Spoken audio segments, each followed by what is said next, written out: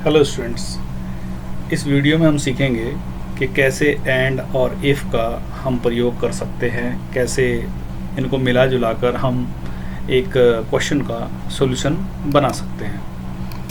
Question हमारे सामने है वो ये है कि ये सीए का रिज़ल्ट जो है, सीए का एग्ज़ाम पास करने के लिए जो कंडीशन है वो ये है कि स्टूडेंट को जो है कि सभी विषयों में जो 4 विषय हैं सभी विषयों में 50 या 50 से ज़्यादा अंक लाने हैं। और दूसरा कंडीशन है कि स्टूडेंट को टोटल मार्क्स जो हैं वो 200 या 200 से ज़्यादा लाने हैं। कहने का मतलब हुआ कि उसको हर सब्जेक्ट में 50 या 50 से ज़्यादा लाने हैं और उसका टोटल भी 200 या 200 से ज़्यादा होना चाहिए। यदि ऐसा है तो वो स्टूडेंट पास माना जाएगा, और अगर ऐसा नहीं है तो वो स्टूडेंट फेल माना जाएगा। तो यहाँ पर टोटल के लिए हम सीधा सा सम का फार्मूला लगा सकते हैं। सम यहाँ से लेकर यहाँ तक हमने इन सभी सब्जेक्ट्स को हमने सम कर लिया, एंटर मार दिया। उसके बाद हमने इसको ड्रैग कर लिया और इस प्रकार से हमने इन सभी का टोटल हमने पा लिया। लेकिन अभी रिज़ल्ट हमको नहीं मिला है, क्योंकि अभी रिज़ल्ट बनाना रहता है। तो चलिए रिज़ल्ट बनाते हैं। अब रिज़ल्ट के लिए ऊपर दी गई कंडीशंस में कहा गया था कि स्टूडेंट को सभी सब्जेक्ट में पास करना है।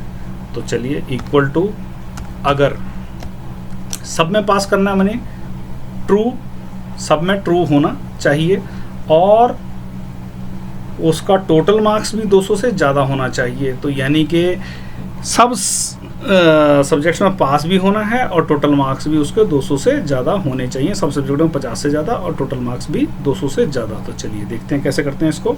यहाँ पर हम लिखेंगे इफ़ एंड, कंडीशन दिया हमने एंड का, इफ़ एंड।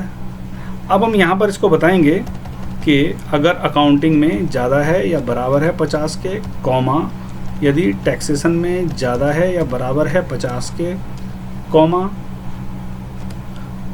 एडवांस अकाउंटिंग में यदि ज़्यादा है या बराबर है 50 के, comma corporate and other laws में अगर ज़्यादा है या बराबर है 50 के, कॉमा उसका टोटल जो है वो ज़्यादा है या बराबर है 200 के। यदि ऐसा होता है तो ये ब्रैकेट एंड का बंद हो गया, कॉमा। तो यदि ऐसा है, ये ट्रू है, अगर इफ़ के एंड में हमने लगाया तो यदि ये पार्ट ट्रू है तो स्टूडेंट पास माना जाएगा, और अगर ऐसा नहीं होता है तो वो फेल माना जाएगा। ये हमने एक फार्मूला लिखा और यहाँ पर हमने एंटर मारा, हमारे को यहाँ पर पास मिला। ये स्टूडेंट पास कर गया है, देखते हैं बाकी स्टूडेंट्स के साथ। एक स्टूडेंट इसमें फेल कर गया है। फेल क्यों कर गया? इसको तो 288 मार्क्स हैं, पर यहाँ पर देखें आप 50 वाली कंडीशन सेटिस्फाई नहीं हो रही है। इस एक सब्जेक्ट में इसके 45 हैं, जबकि उसका टोटल सबसे ज़्यादा है, पर दी गई कंडीशन के अनुसार उसको सभी सब्जेक्ट में 50 से ज़्यादा मार्क्स लाने थे, जो कि वो एक सब्जेक्ट में कम लाया है। यहाँ पर 45 मार्क्स ही ला पाया है, इसलिए ये स्टूडेंट फेल हो गया है। अब जरा हम फॉर्मूले को ढंग से समझते हैं। इसमें बताया गया, अगर इफ़ एंड का मतलब है इसके अंदर जो कंडीशन दी गई हैं अगर वो सब सही हैं तो इफ़ यहाँ पर जो है एक ट्रू जनरेट करेगा। एंड क्या देगा? ट्रू देगा। क्यों? क्योंकि दी गई सारी कंडीशंस सही होने पर एंड ट्रू देता है। तो ट्रू देगा तो ये ट्रू पार्ट में जाएगा और पास कह देगा। यदि इनमें से कोई सी भी कंडीशन फेल करती है तो ये फॉल्स दे देगा, क्योंकि एंड एक भी कंडीशन अगर फेल हो जाए तो वो फॉल्स दे देता है, तो ये फिर फेल में चला जाएगा। तो कहने का मतलब ये हुआ कि अगर ये जो कंडीशन है ये ट्रू है, ये भी ट्रू है, ये भी ट्रू है, ये भी ट्रू है और ये भी ट्रू है, तो यहाँ पर ट्रू जनरेट होगा, जो कि पास ट्रू पार्ट में जाएगा, पास की तरफ जाएगा। यदि यहाँ पर एक भी कंडीशन फेल होती है तो वो फॉल्स पार्ट में जाएगा, यानी कि फेल की तरफ जाएगा। आशा करता हूँ ये आपको समझ में आया होगा।